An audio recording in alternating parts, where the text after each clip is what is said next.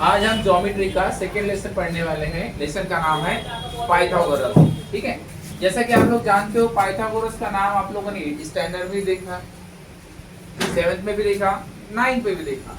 ठीक है, but Pythagoras का फॉर्मूला क्या होता है सबसे पहले हम वो समझ लेते हैं। पाइथागोरस का फॉर्मूला होता है हमारे पास hypotenuse square equals to base square plus height square. ठीक है, ये फॉर्मूला है हमारे पास पाइथागोरस, जो आप लोगों ने 7th में भी पढ़े हो, 8th में भी पढ़े हो, 9th में भी और 10th में भी। अब इसमें हाइपोटेनियस मतलब होता क्या है सबसे पहले हम वो समझते हैं। ठीक है, अब जैसे कि मान लो कि ये वन ट्राइंगल है राइट एंगल। अब हमने राइट एंगल ट्राइंगल ही क्यों लिया?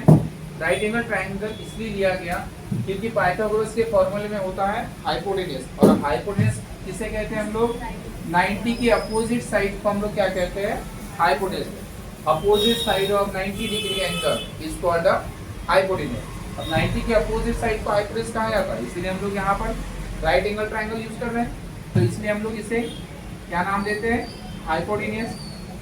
ठीक है, और नीचे जो होता है, जो साइड एक दूसरे को परपेंडिकुलर होती है, 90 को कनेक्टेड होती है, नीचे वाली साइड को हम लोग बेस मान लेते हैं और ऊपर वाली साइड को हम लोग हाइट मान लेते हैं। तो इस तरीके से राइट एंगल ट्रायंगल में हम लोग कौन सा फॉर्मूला अप्लाई कर सकते हैं? पाइथागोरस का फॉर्मूला क्या है? Hypotenuse square equals to base square plus height square. ये है हमारा इस चैप्टर का फर्स्ट टॉपिक। अब इस चैप्टर में हम लोग क्या क्या पढ़ने वाले सबसे पहले वो देख लेते हैं। ये फर्स्ट पॉइंट है हमारे पास पाइथागोरस का फॉर्मूला।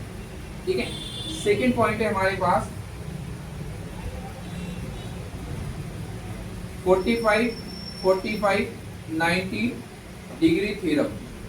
ठीक है, 45, 90 डिग्री थ्योरम। अब जैसे कि आप लोगों को पता है वन एंगल का मेजरमेंट क्या है? 45। सेकेंड एंगल का मेजरमेंट क्या है? 45।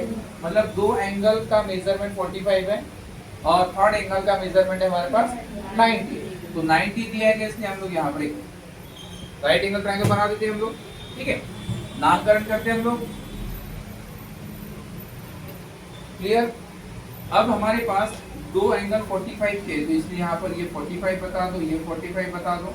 ठीक है, दो एंगल 45 थे और वन एंगल 90 का, तो यहाँ पर इस तरीके से। अब जैसे कि आपको पता है यहाँ पर दो एंगल सेम है, इसलिए जब भी 45 का 90 का बनेगा, तो अगर दो एंगल सेम है तो दो साइड भी सेम होगी। अगर एंगल सेम है तो दो साइड भी कैसे होगी बेटा? सेम। तो ये दो एंगल के साथ दो साइड भी इक्वल बता देते हैं हम लोग। ठीक है, अब 45, 90 डिग्री का थ्योरम क्या है? अब 45, 90 डिग्री का थ्योरम होता है 45 के अपोजिट साइड। इस एंगल के अपोजिट साइड क्या है? BC, और इस एंगल के अपोजिट साइड क्या है? AB। अब दोनों एंगल के अपोजिट साइड दिखाई दे रही, तो 45, 90 डिग्री थ्योरम का फॉर्मूला बनता है 45 के अपोजिट साइड जो होती है वो इस हाइपोटेनस की 1/√2 टाइम्स होती है। तो यहाँ पर हम लोग लिखते समय लिखेंगे AB और BC, ये 45 के अपोजिट साइड है। अब ये 45 के अपोजिट साइड को हम इस हाइपोटेनस का कितना टाइम्स बताएंगे बेटा? 1/√2 टाइम्स। और यहाँ पर हाइपोटेनस क्या है? AC।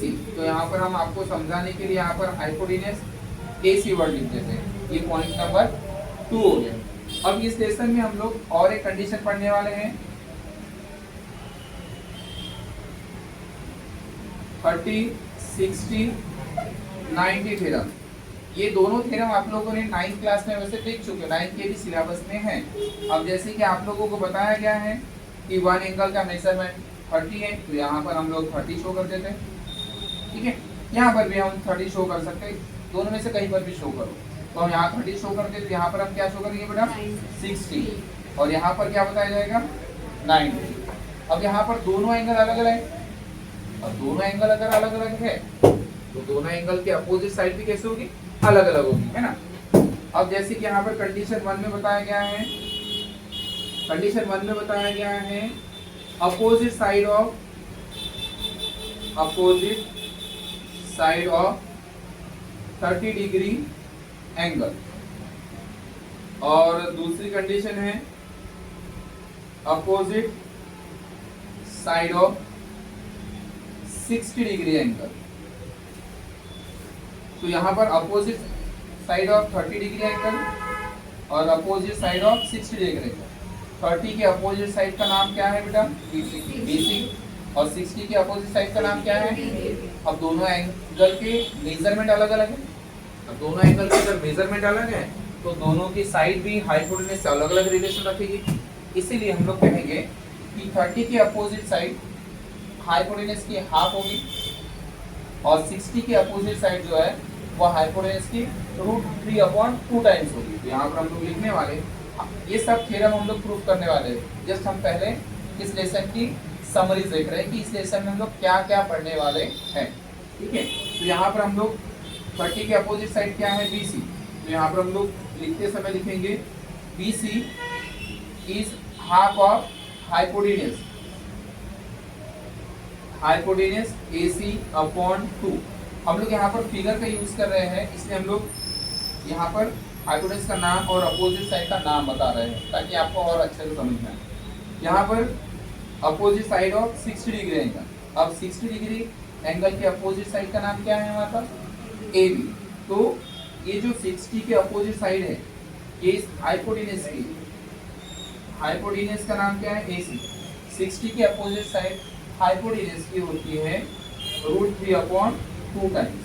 तो ये दो थ्योरम है। इसके अलावा हमारे पास और भी एक थ्योरम है जिसे हम लोग ज्योमेट्रिक मीन थ्योरम कहते हैं। तो सबसे पहले हम लोग इन दोनों का कंसेप्ट समझ लेते हैं और उसके बाद बाकी ज्योमेट्रिक मीन का कंसेप्ट समझेंगे। ठीक है, जब हम सेकंड एक्सरसाइज शुरू करेंगे तो उसमें आप लोगों को ज्योमेट्रिक मीन क्या होता है वो भी समझ में आ जाएगा।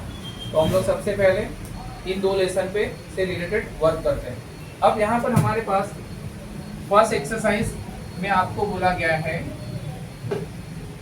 Identify with reason which of the following are Pythagorean triplet। अब Pythagorean triplet मतलब आप लोगों ने Pythagorean triplet पढ़ चुके हो। अब Pythagorean triplet ये आप लोगों ने वैसे 8 में भी देखा था, 7th में भी देखा था और 9th में भी देखा था और फिर से वही है आपके पास 10th का। अब इसमें ये कहा गया है कि कौन सा Pythagorean triplet है और कौन सा Pythagorean triplet नहीं है।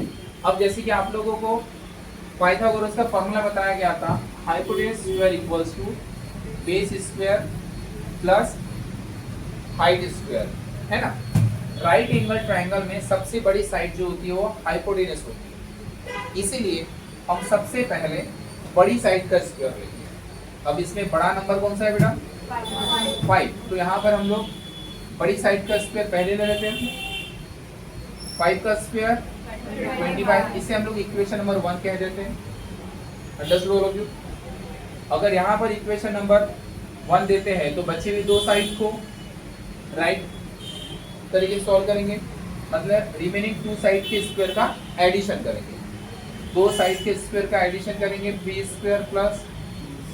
अब हमने इनके बीच में प्लस का साइन क्यों किया? क्योंकि हमारे पास पाइथागोरस के फॉर्मूले में राइट साइड में बेस और हाइट के बीच में कौन सा साइन है? प्लस का साइन है। जो फॉर्मूला है उसके हिसाब से हम लोग नंबर को एडजस्ट करते हैं। तो पाइथागोरस ट्रिपलेट के लिए हम सबसे पहले बड़ी साइड का स्क्वायर ले रहे हैं, फिर बची हुई 2 साइड के स्क्वायर का एडिशन लेंगे। ठीक है, यहाँ पर हमारे पास 9 का स्क्वायर 3 का स्क्वायर क्या होगा? 9 और 4 का स्क्वायर 16। इन दोनों का एडिशन करने के बाद आता है 25। अब ये इक्वेशन नंबर 2 दे देते हैं। अब बड़ी साइड का स्क्वायर जो है वो रिमेनिंग 2 साइड के स्क्वायर के एडिशन के इक्वल है। अगर दोनों इक्वेशन का आंसर सेम आता है तो हम कह सकते हैं कि ये जो नंबर्स दिए गए हैं ये पाइथागोरन ट्रिपलेट है। ठीक है, तो हम लोग यहाँ पर लिखते समय राइट करेंगे फ्रॉम इक्वेशन 1 एंड 2। इक्वेशन 1 में क्या दिख रहा है हमें? 5 का स्क्वायर। इक्वेशन 2 में क्या दिख रहा है हमें? 3² प्लस 4²। इन दोनों का आंसर सेम है, इसलिए इनके बीच में हमने कौन सा साइन दिए? इक्वल्स टू का साइन दिए। अगर दोनों का आंसर सेम नहीं होता तो हम लोग कौन सा साइन दे देते? Not equal. अब दोनों का आंसर सेम है इसलिए हम कह सकते हैं therefore given triplet is a Pythagorean triplet. ठीक है, ये हो गया क्वेश्चन नंबर फर्स्ट का फर्स्ट। अब हम इसी में सेकंड देखने वाले हैं। ठीक है, अब यहाँ पर हमारे पास बड़ी साइड क्या है, बड़ी साइड क्या दिख रहा है हमें, तो हम लोग बड़ी साइड का स्क्वायर लेते हैं पहले। ठीक है, नंबर को आइडेंटिफाई करना पहले, उसके बाद सॉल्व करो। तो 12 का स्क्वायर, इसे हम लोग इक्वेशन नंबर 1 देते हैं। ठीक है, अब बची हुई दो साइड के स्क्वायर का एडिशन लेंगे बेटा हम लोग। बची हुई दो साइड के स्क्वायर मतलब 4 प्लस 9 का स्क्वायर, तो 4 का स्क्वायर 16, 9 का स्क्वायर 81। एडिशन करना आता है, देखो बेटा हम लोगों का हमें एडिशन करना आता है क्या, चेक करना। ठीक है, 6 प्लस 1 7, 8 प्लस 1, अरे वाह, मतलब एडिशन बराबर है, मतलब हमें एडिशन करना आता है। इसे इक्वेशन नंबर हम क्या कहते हैं, 2 कहते हैं। क्या दोनों का आंसर सेम है, दोनों का आंसर सेम नहीं है, तो इसीलिए हम लोग यहाँ पर लिखते समय लिखेंगे फ्रॉम इक्वेशन 1 एंड 2। तो इक्वेशन 1 और 1 में क्या दिख रहा है, 12 का स्क्वायर। इक्वेशन 2 में क्या दिख रहा है, 4 स्क्वायर प्लस 9 स्क्वायर। अब इन दोनों का आंसर सेम नहीं है, इसलिए हम लोग इसे नॉट इक्वल टू का साइन देंगे। अगर ये दोनों का आंसर सेम है तो हम इक्वल टू का साइन देते, जैसे हमने फर्स्ट क्वेश्चन लिखे। अब हम लोग थोड़ा सा इधर देख लेते हैं हम लोग। तो यहाँ पर हम लोग इसका आंसर सेम नहीं है, तो इसलिए हम लोग लिखते समय क्या लिखेंगे, इसका आंसर गिवन। अगर यहाँ पर नहीं दिखता होगा तो हम थोड़ा सा यहाँ पर लिख लेते हैं, 12 square is not equals to 44 square plus 9 square. ठीक है, यहाँ से थोड़ा सा रफ कर देते हैं, यहाँ शायद हो सकता है दिख नहीं रहा। तो गिवन ट्रिपलेट इज नॉट, क्या होगा बेटा, पाइथागोरस ट्रिपलेट। ठीक है, तो इस तरीके से आप लोगों को क्वेश्चन नंबर फर्स्ट में सभी क्वेश्चंस इसी टाइप के हैं। हमने इसमें एक पाइथागोरस ट्रिपलेट होता है ये दिखाया, और दूसरे इसमें पाइथागोरस ट्रिपलेट क्यों नहीं है वो बताया। ठीक है, तो ये आप लोगों को आयो समझ गया होगा, आप इसका स्क्रीनशॉट ले सकते हो।